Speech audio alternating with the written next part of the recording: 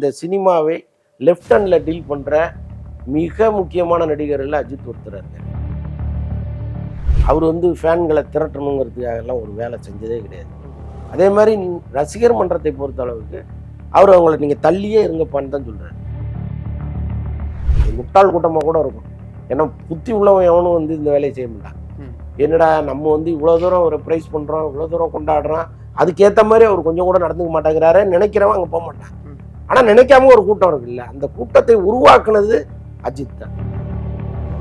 அதேமாதிரி பெருசாக மெனக்கட்டதான் எனக்கு தெரியவே இல்லை. நான் அப்படியே தான் இருப்பேன். ரசிச்சார் ரசிச்சுக்கோ, இல்லைன்னா போங்கிற ஒரு இடத்துல அஜித் இருக்காரு. படம் தொடர்பான ஒரு ஸ்டில் வருமானு காத்திருக்காங்க. இவர் வந்து அங்கே போய் சமைக்கிறது, இங்கே போய் வெங்காயம் வெட்டுறது, இங்கே தயிர் பச்சடி செய்கிறதெல்லாம் ஸ்டில்லாக போட்டால் அது அவனுக்கு எந்த விதத்தில் பயன்? படத்தில் துப்பாக்கி வச்சுட்டு அப்படி நின்னீங்கன்னா அதில் தான் அவன் பரவசப்படுவான். கையில் கரண்டி வச்சுருந்தீங்கன்னா அதில் என்ன வந்துட போகுது? ஒரு படத்தை கமிட் பண்ணும்போது கதையை கேட்டு இது என்ன அது என்னன்னெலாம் ரொம்ப பிச்சு பீராஞ்சி நடிக்கிற பல பேரை பார்த்துருக்கேன். கதை எதுவாக இருந்தால் என்ன போ வாங்க அப்படின்னு சொல்கிற ஒரு இடத்துல அவர் இருக்கார்.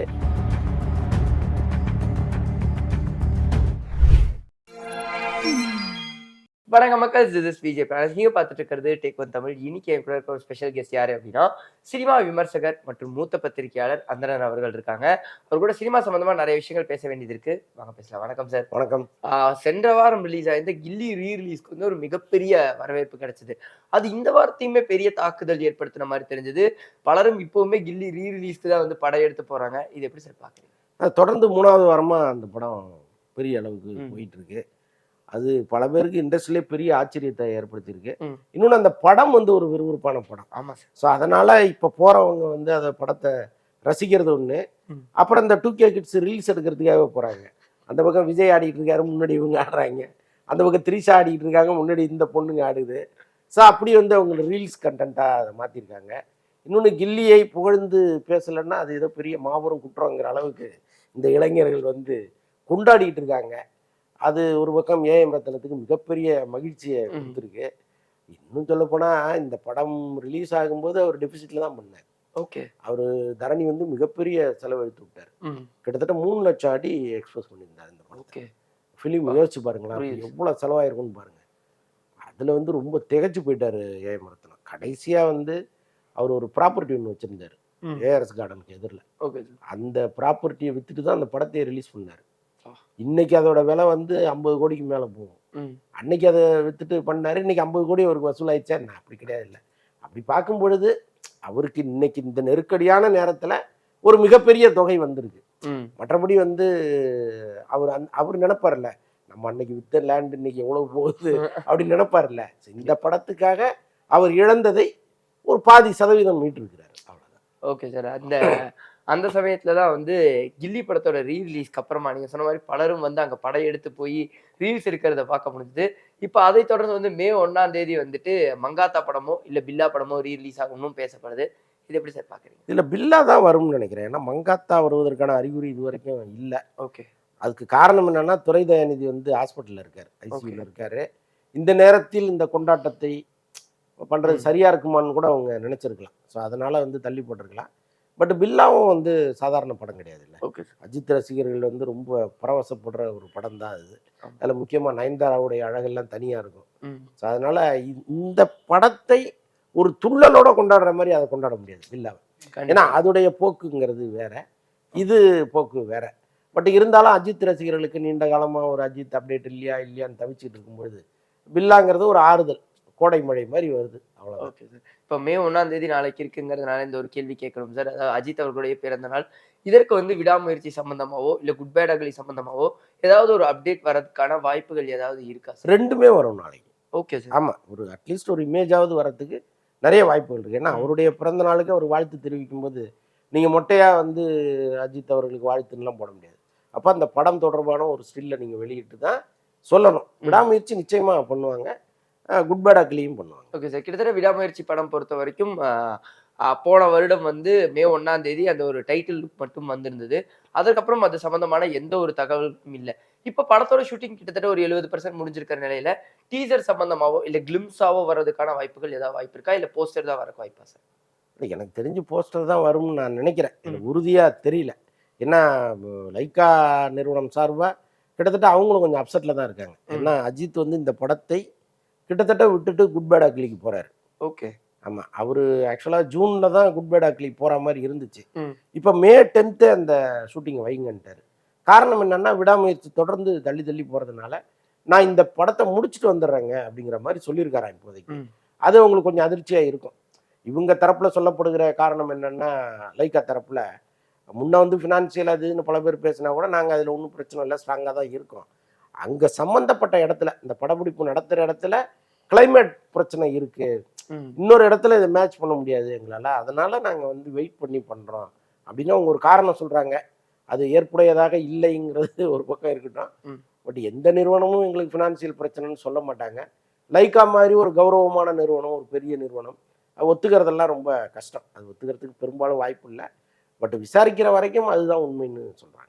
அதான் சார், இப்போ விடாமுயற்சி படம் பொறுத்த வரைக்கும் அதில் வந்து நம்ம சென்ற முறை பேசும்போது பேசியிருந்தோம். எலெக்ஷன் முடிஞ்சோடனே வந்து அவங்க கிளம்புறாங்கன்னு பேசியிருந்தோம். அதற்கப்புறமும் கொஞ்ச நாள் கழிச்சு கிளம்புவாங்கன்னு எதிர்பார்க்கப்படுச்சு. இப்போ வரைக்கும் அந்த டீம் வந்து கிளம்பல அப்படிங்கும்போது அவரும் வந்து இந்த படத்தை விட்டுட்டு அடுத்த படத்தை ஸ்டார்ட் பண்ண போறாருன்னா விடாமுயற்சி அப்படி கிடப்புல போட்ட மாதிரி ஆயிடாது சார்? இல்லை, வேற தவிர்க்க முடியாது. இப்போ இவ்வளோ பெரிய ஹீரோ வந்து இத்தனை மாதங்கள் காத்திருந்ததே பெரிய விஷயம். ஏன்னா இப்போ அவருக்கு தொடர்ந்து அடுத்தடுத்து படங்கள் பண்ணாதான் அந்த மணி ரொட்டேஷனுங்கிறது ஒன்று இருக்கும். இன்னொன்று, என்னதான் மிதமிஞ்சிய நீங்கள் சம்பாத்தியம் பண்ணிட்டா கூட ஒரு மனுஷன் சும்மா இருக்க முடியாதுல்ல. அவருடைய ஆசை பைக்கில் சுற்றுறது சுற்றிட்டாரு. இன்னொரு பக்கம் நடிகர் தானே அவர். அப்போ அவர் தொடர்ந்து நடிச்சு தானே ஆகணும். அப்போ அவருடைய தேதிகள்லாம் நீங்கள் தொடர்ந்து வேஸ்ட் பண்ணிகிட்டே இருந்தீங்கன்னா அவருக்குள்ள ஒரு கோபம் ஒன்று வரும். இந்த படத்துக்காக இன்னும் நம்ம காத்திருக்கிறதாங்கிற கேள்வியெல்லாம் இருக்குது. ஸோ அதனால சரி, என்ன படம் இப்போ ஸ்டார்ட் பண்ணுறதுக்கு ரெடியாக இருக்காங்களோ போயிடுவோம். ஒரு ஷெட்யூல் முடிச்சுட்டு வந்த பிறகு அதுக்கப்புறம் அவங்க ரெடியாக இருந்தாங்கன்னா அது கூட ஜாயின் பண்ணிக்கலாம்னு நினைக்கிறாரு. ஏன்னா விடாமுயற்சியில் என்ன கெட்டப்பில் இருக்காரோ அதே கெட்டப்பில் தான் இந்த படத்தை ஷூட்டிங் போகிறாரு அவர். ஓகே. இதில் 3 கெட்டப் இருக்குது அவருக்கு. இது குட் பேட் அக்லியில் 3 கெட்டப் அஜித்துக்கு இருக்குது. ஓகே. ஆனாலும் அவர் அந்த எந்த கெட்டப்பை சூஸ் பண்ணியிருக்கிறாருன்னா விடாமுயற்சியில் என்ன இருக்குமோ அதையே பண்ணுங்க. ஒருவேளை அங்கே கூப்பிட்டாங்கன்னா நான் போகிறதுக்கு வசதியாக இருக்கும். சட்டுன்னு கெட்டப் மாற்றிட்டாரு, டைட்டாக முடி வெட்டிட்டாரு, அல்லது ஏதோ ஒன்று வேற ஒன்று நடக்குதுன்னு வைங்க, அப்போ இந்த கெட்டப்போட அங்கே போய் தொடர முடியாது. அவரும் இந்த சான்ஸை கொடுத்துட்டு தான் இருக்காரு கம்பெனிக்கு. அவங்க தள்ளி போகிறது அவருக்கு என்ன பண்ணும். ஆனால் அதை சரி பண்ணுறதுக்கான வாய்ப்புகளை அவரும் தொடர்ந்து கொடுத்துட்டே இருக்காரு. ஆமாம். ஆனால் சார், இந்த ஒரு விஷயத்துல தொடர்ந்து வரும்போது குட் பேட் அக்லிக்கு வந்துட்டு ஒரு சின்ன ஒரு எதிர்பார்ப்பு அதிகமாக தான் இருக்கு. காரணம் என்னன்னா முந்தைய படம் மார்க் ஆண்டனியோட வெற்றி காரணமா. இது எப்படி சார் நீங்க பாக்குறீங்க? அவர் வந்து இப்போ 2K கிட்ஸோடைய பல்ஸை பிடிச்சி ஓட ஆரம்பிச்சிட்டாரு ஆதிக்கிற விஷயத்துல. ஓகே. ஸோ அது வந்து ஒரு எதிர்பார்ப்பு கிரியேட் பண்ணியிருக்கு. இப்போ மகிழ் திருமணியெல்லாம் ஒரு நேர்த்தியான ஒரு ஸ்க்ரீன் பிளே இருக்கும் அவர்கிட்ட. ஒரு சினிமான்னா இங்கே ஆரம்பித்து இங்கே முடிக்கணும், ஒரு கேரக்டரை அறிமுகப்படுத்தினா அதுக்கு ஒரு ஃபினிஷிங் கொடுக்கணும், இந்த மாதிரி பல விஷயங்கள் சினிமான்னு ஒரு தியரி இருக்குது. அந்த தியரியை ஃபாலோ பண்ணி போகிற ஒரு மகிழ் திருமணி. இவருக்கு அப்படிலாம் கிடையாது. காட்டாற்று வெள்ளம் மாதிரி போகிற இடத்தெல்லாம் அடித்து தள்ளிட்டு போயிட்டே இருக்கும். அதை தான் இன்றைக்கி விரும்புகிறாங்க. பிரேக் த ரூல்ஸுங்கிறது தான் இன்றைக்கி முக்கியமான இதாக இருக்குது பசங்க மத்தியில். ஸோ அப்படி இருக்கும்போது இதுவா அதுவாங்கும்போது ஆட்டோமேட்டிக்காகவே இதன் மீது ஒரு ஈர்ப்பு வருது ஆதிக் ரவிச்சந்திரன் படத்து மேலே. பட் தெரியல, 2 படமும் நல்லா ஓடினா இண்டஸ்ட்ரிக்கு நல்லது தானே. ஆமாம் சார். ஆனால் ஒரு கைண்ட் ஆஃப் வதந்தியே வந்து இப்பெல்லாம் கிளப்ப ஆரம்பிச்சிட்டாங்க. அது நீங்களுமே பல சோஷியல் மீடியாவில் பார்த்துருப்பீங்கன்னு நினைக்கிறேன். அஜித் அவர்களுக்கு அவ்வளோதான், அவர் வந்து பைக் ரேஸ் மேலே தான் ஆசை இருக்குது, அதனால தான் அவர் படங்களை எல்லாம் இப்படி தள்ளி தள்ளி ரிலீஸ் பண்ணிட்டு இருக்காரு, ஒரு கட்டத்துக்கு மேலே அவர் அவ்வளோதான் நடிக்கிறத வந்து விட்டுருவாருங்கிற மாதிரி பலவிதமான டாக்ஸ் போக ஆரம்பிச்சிருச்சு. அதை ரசிகர்களே நம்பவும் ஆரம்பிச்சிட்டாங்க, அஜித் அவர்களுக்கு இதான்ப்பா விருப்பம்னு. இந்த ஒரு மாற்றத்தை எப்படி பார்க்குறீங்க? இந்த ஒரு வதந்தி கிளம்புறதை எப்படி சார் பார்க்குறீங்க? இல்லை, அப்படிலாம் எந்த காலத்துலையும் அஜித் நான் சினிமா விட்டு போகிறேன்னு சொல்லவே இல்லை. அவர் பேரலாக அவருடைய ஆசையை அவர் நிறைவேற்றிப்பார், அவ்வளோதான். நம்ம அவர் சினிமா விட்டு போகிறேன்னு என்னைக்காவது சொல்லியிருக்காரு? இல்லை. ரஜினி தான் சினிமா விட்டு நான் போகிறேன்லாம் சொல்லியிருக்கிறாரு. அவரே இன்னும் வருஷத்துக்கு 3 படம் நடிக்கிற அளவுக்கு வந்துட்டார். ஸோ அப்படி இருக்கும்போது சினிமாங்கிறது அமுத சுரபிங்க. நீங்கள் கேட்குறதெல்லாம் கொடுக்குற இடம் அது. நீங்கள் இப்படி கையை தூக்குனா சொரிஞ்சு விடுறதுக்கு 10 பேர் இருப்பான். இது வேற துறையில் எங்கேயாவது இருக்கா? கிடையவே கிடையாது. அப்போ இந்த சொகுசை விட்டுட்டு, அதுவும் முதலிடத்தில் 2வது இடத்தில் இருப்பவர்கள் வந்து அப்படி ஒரு முடிவை எந்த காலத்திலையும் எடுக்க மாட்டாங்க. போனால் கூட போன விதத்தில் திரும்பி வந்துடுவாங்க. ஒரு சொகுசான வாழ்க்கை, மிகப்பெரிய சம்பளம், ஒரு ஐஏஎஸ் ஆஃபீஸர், ஒரு நீதிபதி, ஒரு ஜனாதிபதிக்கு கூட இந்த சம்பளம் கிடையாது. ஒரு ஜனாதிபதி சம்பளம், இந்தியாவினுடைய முதல் குடிமகன் சம்பளத்தை ஒரு நடிகனுடைய சம்பளத்தோட நீங்கள் கம்பேர் பண்ணீங்கன்னா இவங்க வாங்குற சம்பளத்தில் 100ல் 1 பங்கு கூட அவங்க வாங்க மாட்டாங்க. ஸோ அப்படி சொகுசா சினிமா நடிகர்களை வச்சிருக்கு. ஸோ இப்படி இருக்கிற சூழ்நிலையில் நான் சினிமா விட்டு போகிறேன்னு ஒரு ஆள் சொல்லுவாரா? முதல்ல வாய்ப்பே இல்லை. ஆனால் சும்மா இவங்களா ஏதாவது வதந்திகள். ஆனா ரசிகர்கள் கிட்ட இந்த ஒரு வருடமாவே வந்து விடாமுயற்சி சம்பந்தமான அப்டேட் வராது. ஒரு தொய்வை ஏற்படுத்திருச்சு. கண்டிப்பா உங்களுக்கு அது ஒரு பெரிய வருத்தம் இருக்கும்ல. ஓகே. இப்போ படம் தொடர்பான ஒரு ஸ்டில் வருமான்னு காத்திருக்காங்க. ம்.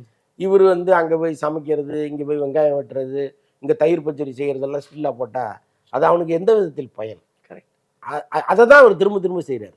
அவருக்கு என்னன்னா, இத காமிச்சோம்னா போதும் இவங்களுக்கு. திருப்தியா இருந்துருவாய்ங்க அப்படின்னு நெனைக்கிறாரு. அது ரொம்ப ரொம்ப தவறு. நீங்க படத்துல துப்பாக்கி வச்சுட்டு அப்படி நின்னீங்கன்னா, அதுல தான் அவன் பரவசப்படுவான். ஆமா. கையில கரண்டி வச்சுட்டு நின்னீங்கன்னா, அவன் அதுல என்ன வந்துற போகுது? இல்ல. அதுவும் நீண்ட காலமா பார்க்குறான். இவரு பிரியாணி செய்றாரு, பிரியாணி செய்றாருன்னு. அது நமக்கே போர் அடிக்குது. நீங்க வேற ஏதாவது ஒண்ணு செய்யுங்க. மாத்தி சப்பாத்தி சுட்டாருன்னாவது காமிங்க எங்களுக்கு. கொஞ்சம் சந்தோஷமா இருக்கும். எவ்வளோ காலத்துக்கு பிரியாணியே பண்ணிட்டு இருப்பீங்க நீங்க. ஸோ இதெல்லாம் ஒரு மாரி அலுப்பா இருக்கு. அது வந்து அவர் மாறணும். இதெல்லாம் அவருக்கு தெரியுதா தெரியலையான்னே தெரியல. ஏன்னா, இப்போ இப்போ வெளியில வந்து அத அத வந்து அவர் ஏதோ பரவசமா செய்றாரு. பிரியாணி செய்யறத ஏதோ பெரிய பரவசமா செஞ்சு அந்த ஸ்டில்கள வெளியில விட்டுட்டு இருக்காரு. ஒரு கட்டத்துக்கு மேல ஒரே விஷயத்த நீங்க பண்ணீங்கன்னா, சாப்பிடுறவனுக்கும் போர் அடிக்கும், பார்க்குறவனுக்கும் போர் அடிக்கும். அதுதான். கண்டிப்பா சார். அஜித் அவர்கள் சம்பந்தமா எனக்கு ஒரே ஒரு கேள்வி மட்டும் இருக்கு. அதாவது நாளைக்கு அவருடைய பிறந்த நாள். மெயினா இந்த ஒரு லெவலுக்கு ஒரு நார்மல் ஸ்டார்ட்டிங் ஸ்டேஜ்ல இருந்து இந்த ஒரு ஃபேன் பேஸ் கொண்டு வந்த லெவல நீங்க எப்படி சார் பார்க்குறீங்க? எல்லாமே தானா நிகழ்ந்ததுங்க. ஓகே. அவரு வந்து ஃபேன்கள திரட்டணுங்கிறதுக்காகலாம் ஒரு வேலை செஞ்சதே கிடையாது. ம். அதே மாரி ரசிகர் மன்றத்தை பொறுத்த அளவுக்கு, அவரு அவங்கள நீங்க தள்ளியே இருங்கப்பான்னு தான் சொல்றாரு. நீங்க உங்க வீட்ட பாருங்க, உங்க பிரச்சனைகள ஆமா. பாருங்க. இங்க ஏன்யா கும்பலா வரீங்கன்னு தான் கேட்கிறாரு அவரு. ஆனா இவங்க பைத்தியம் புடிச்சு போய் அங்க நின்னுகிட்டு தல தலன்னு கத்திட்டு கிடக்குறாய்ங்க.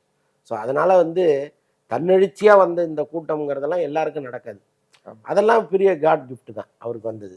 இன்னொன்னு வந்து இந்த சினிமாவை லெஃப்ட் ஹேண்ட்ல டீல் பண்ற மிக முக்கியமான நடிகர்கள்ல அஜித் ஒருத்தரா இருக்காரு. ஓகே. எனக்கு தெரிந்து ஒரு படத்த கமிட் பண்ணும்போது, கதைய கேட்டு இது என்ன? அது என்னன்னுலாம் ரொம்ப பிச்சு பீராஞ்சு நடிக்கிற பல பேர பார்த்துருக்கேன். கதை எதுவா இருந்தா என்ன போ, வாங்க அப்படின்னு சொல்ற ஒரு இடத்துல அவரு இருக்காரு. ம். அதேமாரி பெருசா மெனக்கெட்டதா எனக்கு தெரியவே இல்ல. ஒவ்வொருத்தரும் இப்போ விஜய் சேதுபதியா இருந்தா, விஜய் சேதுபதி இன்னும் மற்றவர்களோ, இந்த படத்துக்கு இது தேவைன்னா உடம்ப குறைக்கிறது, ஏத்துறது, ஜிம்முல பழியா கிடக்கிறது, ஒரு விஷயத்த கத்துக்கிறது, என்னென்னவோ பண்றாங்க. தலைகீழா ஒரு 4 நாள் தொங்குங்க தேவைப்படுதுன்னா, தலைகீழா தொங்கிட்டு இருக்காங்க வௌவால் மாரி. ஸோ அதெல்லாம் பார்க்குறேன். ஆனால் எதுவுமே இல்ல. நான் அப்படியே தான் இருப்பேன். ரசிச்சா ரசிச்சுக்க. இல்லன்னா போங்கிற ஒரு இடத்துல அஜித் இருக்காரு. ம். அத இந்த கூட்டம் அப்படியே அப்படியே கன்னத்துல போட்டுக்கிறாய்ங்க, கடவுளேங்கிறாய்ங்க.